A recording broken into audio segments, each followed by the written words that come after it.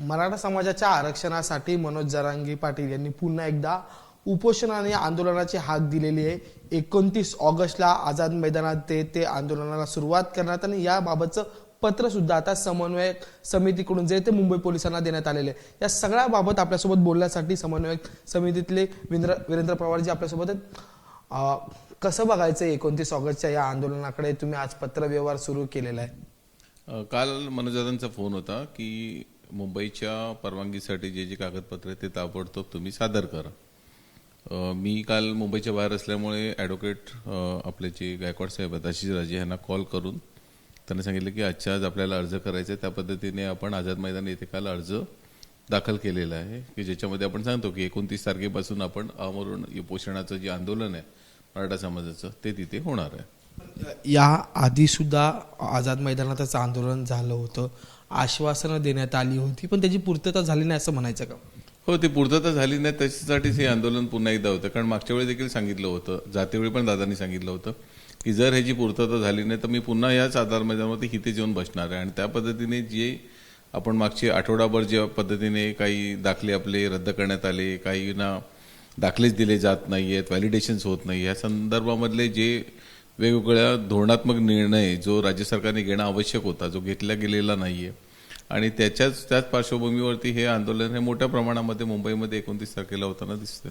वीरेंद्रजी, नेमकं घोडं आडलंय कुठं? कारण की याच्या आधीचं आंदोलन वाशीपर्यंत आलं, तिथे गुलाल उधळला गेला, मग दुसरं आझाद मैदानात आलं, तिथं चर्चा करण्यात आली आणि आश्वासनं देण्यात आली। नेमकं थांबतंय कुठं? थांबते कुठे ह्याला साधा एकदम साधं सिंपलचं जे मला माहिती आहे ते मी सांगतो की 1930च्या सर्वेक्षणाच्या आधारावरती 1980 मध्ये मंडल आयोगाचा अहवाल आला, जो 50 वर्षापूर्वीच्या सर्वेक्षणावरती आला आणि त्याचं इम्प्लिमेंटेशन 11-12 वर्षाने 91-92 मध्ये झालं, ज्याच्यामध्ये मराठा वगळून बाकीचे इतर सर्व जाती धर्मांना घेण्यात आलं त्याच्यानंतर। आणि त्याच्यानंतर ही चाललेली 40 वर्षाची लढाई 2026 मध्ये आता जवळपास 96 वर्षापूर्वीच्या त्या सर्वेक्षणावरती केलेला रिपोर्ट होता, ज्याचे कागदपत्र आज अवेलेबल नाही आहेत। राज्य वेगवेगळी होती, काही एकत्रित झाली, काही 4 तुकड्यामध्ये राज्य झाली, धरणं झाली मुंबईमध्ये महाराष्ट्रामध्ये, ज्याच्यामध्ये लोक विस्थापित झाली, कागदोपत्री व्यवस्थित ठेवल्या गेलेल्या नव्हत्या। आणि त्यामुळे मराठवाड्याचा जर विशिष्ट भाग बघाल जो हैदराबादवरनं महाराष्ट्रामध्ये सामील झाला भाषेच्या आधारे, त्यांची देखील कागदपत्र, त्यांची मूळ जे पत्र आहे ते आपल्याकडे नाही आहे, त्यांची नोंदी नाही आहेत। आणि अशा परिस्थितीमध्ये एक जर भूमिका राज्य सरकारने घेतली असती की एक अपवादात्मक परिस्थिती आहे ही, आणि ज्यावेळी हैदराबादमधनं ज्यावेळी मराठवाडा महाराष्ट्रामध्ये आला त्यावेळी जो ॲग्रीमेंट झालेला होता, तिकडच्या लोकांचं साधं म्हणणं आहे की तिथे मराठा समाजाला आजही आरक्षण आहे आणि तेच फॅसिलिटी महाराष्ट्रामध्ये दिल्या गेल्या पाहिजेत असं त्या कायद्यामध्ये किंवा त्या हस्तांतरणाच्या ह्याच्यामध्ये उल्लेख होता। ते असताना देखील महाराष्ट्रामध्ये आलेला जो मराठा समाज होता त्याला आरक्षण मिळत नाहीये आणि कागदोपत्री कमी असल्यामुळे ही रोजची भांडणं चालू आहेत। त्याच्या पलीकडे काही नाहीये, कुठून वर्ण आकाशातनं पडलेले नाहीयेत। हे सर्व महाराष्ट्रामधले लोक आहेत किंवा आज महाराष्ट्रामध्ये राहणारे लोक आहेत। कागदोपत्री कागद कमी असल्यामुळे ही चाललेली मारामारी आहे। मग त्याच्यामध्ये कागद वर खाली झाल्याने जी काही प्रमाणपत्र रद्द होतात त्याच्यामध्ये राज्य सरकारने हस्तक्षेप करून त्याच्यावरती काही एक ठराविक निर्णय जर घेतला, तो नक्कीच घटनात्मक निर्णय असेल तो, पण तो जर घेतला तर ह्याच्यामधल्या ह्या सर्व त्रुटी संपतील। हे रोज होणारे एकमेकांवरती आरोप बेछूटच्या आपले जे होतात, म्हणजे आजकाल असं झालं आहे की काही शब्द असे आहेत की ते वापरले गेले तरच लोकांना वाटतं की आपण आंदोलन व्यवस्थित करतो वगैरे, तर ते तसं नाही आहे। या काही गोष्टी आहेत, ह्या जर लवकर समोच्चारांनी जर आपण पूर्ण केल्या तर या आंदोलनाची गरज होईल असं मला वाटत नाही, परंतु जर नाही झालं तोपर्यंत तर हे आंदोलन निश्चित आहे। माझा एक प्रश्न असा आहे की मध्ये अनेक ही सत्ताधारी पक्षातले मंत्री मंडळी असतील, नेते मंडळी असतील, ते म्हणायचे आम्ही एवढे कुणबी प्रमाणपत्र दिले, आम्ही तेवढे कुणबी प्रमाणपत्र दिले, आता शोध काम सुरू आहे। आता तुम्ही म्हणतात की दिलेले प्रमाणपत्र सुद्धा रद्द होऊ लागलेत, म्हणजे काय?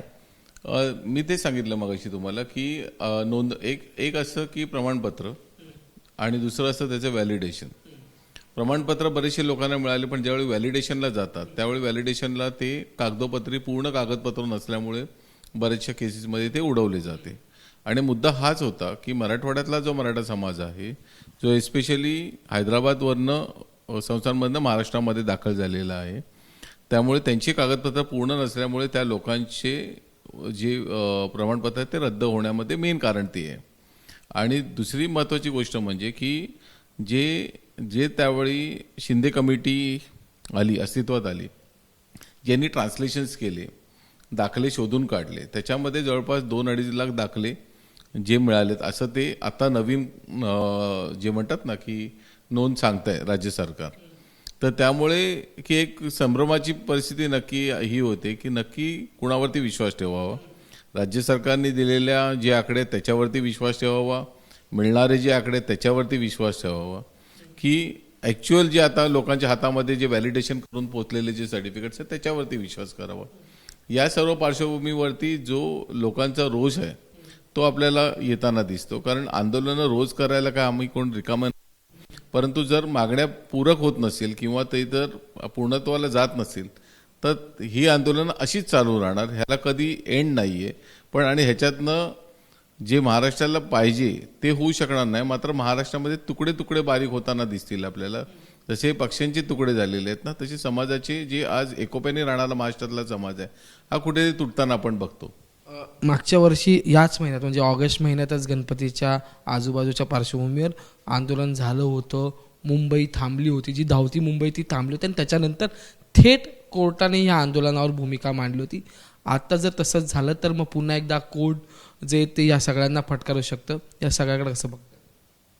बघा, जिथे आपण आंदोलन करतोय ती जागा जी आहे ती हायकोर्टाने निर्देशित केलेली आंदोलनासाठी मुंबईमधली जागा आहे.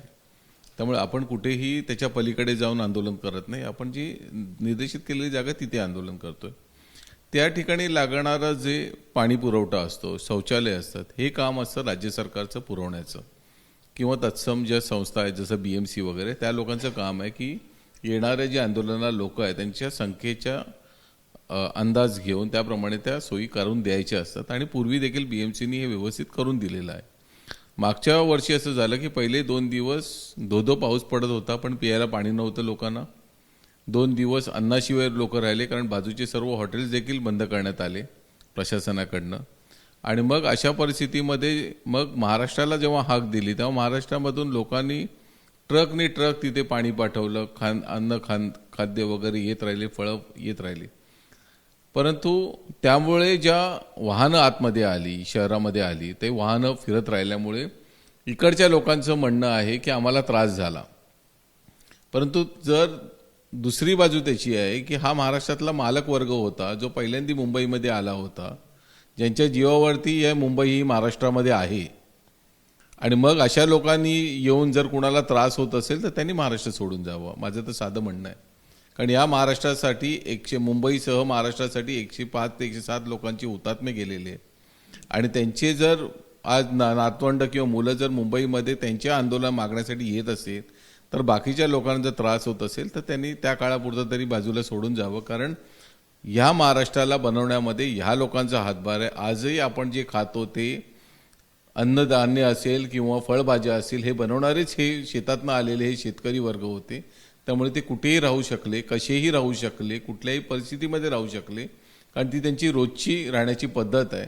आपल्याकडे 5 स्टार आणि जी एअर कंडिशन संस्कृती आहे त्यांना ते वाटत असेल की हे असे होते तसे होते, पण नाही, आहेत महाराष्ट्राचे मालक होते आणि ते त्या आंदोलनाला आले होते. आणि जातेवेळी देखील त्यांनी कुणालाही कसली इजा न देता ते निघून गेले, हे सांगून की जर आमच्या मागण्या मान्य नाही झाल्या तर आम्ही परत येऊ. या सगळ्यांवर बोलताना जरांगेंनी एक महत्त्वाची भूमिका मांडली. त्यांनी म्हटलं की आधी सगळ्यांनी अंतरवाली सराटीत या आणि नंतर आम्ही मुंबईत जाऊ. पण मुंबईत जाऊ म्हणजे त्यांनी एक वाक्य दिलं की त्यांनी आधी मुंबई जा मग काम, तरच मराठ्याला देशात मान. हे असंच असणार आहे का यंदाचं हे आंदोलन? म्हणजे मुंबई जामच केली जाणार का? नाही, मुंबई जाम करण्याचं आपलं नाही, पण आम्ही आल्याने, तेवढी मोठी संख्या आल्याने त्याच्यामध्ये ते मुंबईमध्ये येऊन आतमध्ये शिरेपर्यंत जी आपली ट्रॅफिकची सिस्टम आहे ती लॉक होते, त्याला जाम होणं म्हणतं. ते बाकीच्या वेळी देखील जाम असतंच. आपल्याकडे काय एवढं मोठं ट्रॅफिक आपला काय फ्री असतो का? एका टोकापासून दुसऱ्या टोकापर्यंत जायला 1-1.5 तास लागतोच आपल्याला. परंतु अधिकचे आल्याने किंवा त्या लोकांना मुंबईमध्ये येण्यासाठी मग मुंबईकरांनी त्यावेळी रस्ता तेवढे अवेलेबल करून द्यावा. जसं पूर्वी देखील 9 ऑगस्ट 2017ला ज्यावेळी मुंबईत सर्वात मोठा मोर्चा काढलेला होता तेव्हा आपण प्लॅनिंग करून वगैरे सर्व केलेलं होतं. आजही राज्य सरकार बरोबर किंवा पोलीस प्रशासनाबरोबर आम्ही कधीही बसायला तयार असतो. प्लॅन करा, व्यवस्थित द्या. कुणालाही त्रास देण्याचा, कुणाला वैयक्तिक त्रास देण्याचा कधीही हेतू मराठा समाजाचा नसतो. पण तो आमच्या मागण्या मान्य करत असताना ज्या मूलभूत ज्या सुविधा आहेत त्या पोहोचवणं तर काम राज्य सरकारचं आहे. इकडच्या ज्या सिस्टम्स आहेत BMC वगैरे त्यांचं आहे, त्यांनी ते करावं. आम्ही तुम्हाला कुठल्याही प्रकारचा त्रास देणार नाही याची आम्ही ग्वाही देऊ. त्यांच्याशी बोलण्यासाठी होते वीरेंद्र पवार आणि त्यांनी म्हटले की जी सिस्टमॅटिक गोष्ट घडतील तर कुठलाही चक्काजाम होणार नाही. त्यामुळे आता पत्र जे आहे ते 29 ऑगस्टच्या आंदोलनाचं देण्यात आलेलं आहे. पण त्यांनी आता म्हणताना म्हटलं की जर आमच्यासोबत संवाद साधला जाईल तर ह्या ज्या घटना मागच्या वर्षी घडल्या तर त्या होणार नाही. त्यामुळे आता शासन, महापालिका, पोलीस प्रशासन किंवा राज्य सरकार या मराठा समन्वयक समितीशी चर्चा करणार का हे पाहणं तिथंच महत्त्वाचं ठरणार आहे. पुढे जर्नलिस्ट अनिल संगारे, मी अजय माने, ABP माझा, मुंबई. ABP माझा, उघडा डोळे बघा नीट.